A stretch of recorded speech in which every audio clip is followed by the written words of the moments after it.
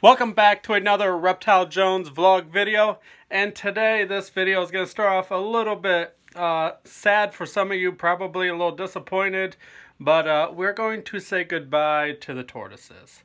Now I know, you're probably asking, why did I choose to rehome the tortoises? Well, long story short, essentially the tortoises,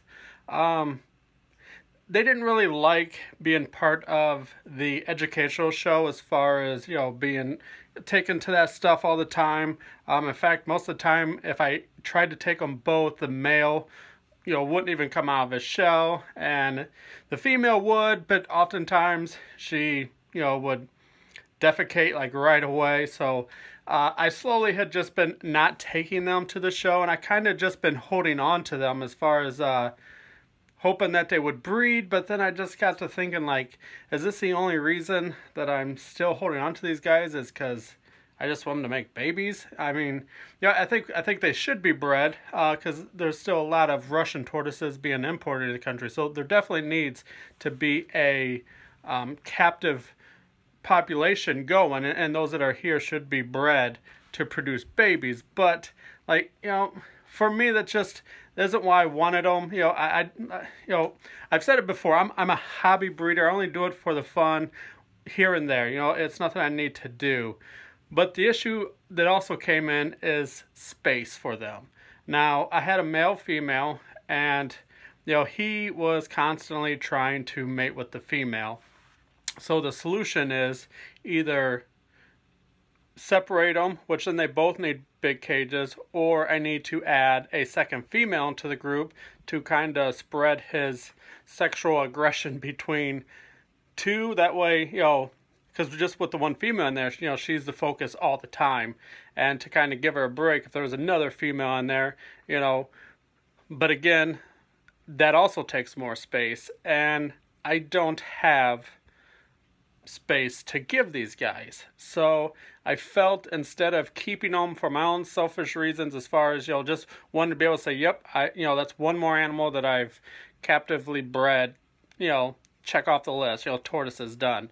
But I just felt like it was the wrong thing, and I was even kind of holding on because I thought maybe once we moved that I would have a better location for them. But, just looking at houses that are on the market, just watching that for the last several months, there just isn't a house out there for us right now that we like. So, and I don't know how long that's going to be. It could be a couple months, could be a year and a half. I don't know. Hopefully it's sooner than later. But the point is I've got to do something now for these tortoises. So, I decided that it was time that they just went to somebody else who could, give them that. And so that's what I did. I traded them for the thing that's going into this cage. But let me get into what I'm going to do with their enclosure after this little montage memory of the tortoises. So enjoy. And hopefully you guys don't get too upset with me.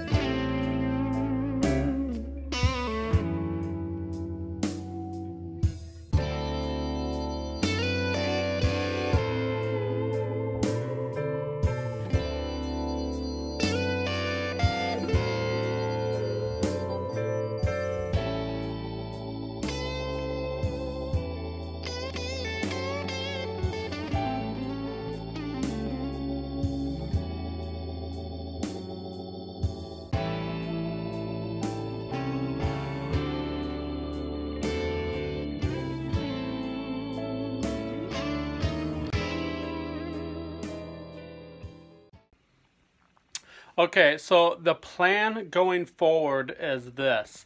So the tortoises were down here in this 75. Let me just flip this camera around. Okay, so the tortoises were down here in this 75. So what I'm going to do today is, first of all, I need to clean these cages anyways. It's that time. All these need to be cleaned. So what's going to happen is this. This is all going to get cleaned. All these guys are getting their cages cleaned. I'm going to pull this out, get this cage aquarium cleaned. This rack and this rack are going to get put down here side by side, and then that aquarium will go up here. So then I will have the day geckos here. Actually, I think I might end up putting the day geckos here, and then this one is going to get a new animal that I believe will do good. I need to clean up all this. This drives me crazy, but I believe the animal that I'm going to be getting here shortly is going to enjoy being an ambassador in the reptile educational program more so than those tortoises. So that's what's going to go in here, but I'm not going to tell you exactly what that is yet, because it's actually going to have to be mailed to me, and the shipping weather right now is, we're almost there. If we can keep, you know, above freezing overnights for another week or so, we're going to be golden. But anyways, so that's today's project. Clean all these cages, clean all this mess, and then move these off of here, move that out of there, and then put those down there, and then that will come up here. And then I have to build a lid for this because the animal that's going in here will be able to climb out. And then I want to work on setting up these two for their next inhabitants. You can kind of see I'm just kind of playing around here. Of course, these succulents won't stay in there. They're just actually the leftovers from the gecko build, which you can see she's out and about enjoying her new little natural environment themed tank. So those were the extras. I'm not sure what I'm going to do with those yet, but they're not going to be in the day gecko cage. They're just in there because I have nice lighting and it just works out. So that's what I'm going to do. I'm going to put the camera down. I'm going to work on this, and then maybe I'll bring it back when I'm done.